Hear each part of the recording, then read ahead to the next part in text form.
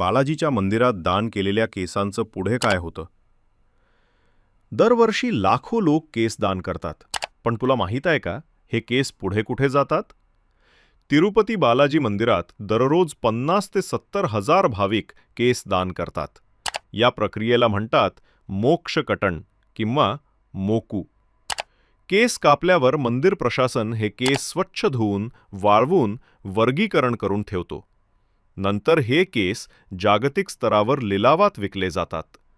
हे केस प्रामुख्याने वापरले जातात विग्ज की कृत्रिम केस, हेअर एक्सटेन्शन्स, कॉस्मेटिक इंडस्ट्रीमध्ये आणि आश्चर्य म्हणजे बालाजी मंदिर दरवर्षी सुमारे 200 ते 300 कोटींचं उत्पन्न फक्त केसांच्या विक्रीतून मिळवतं.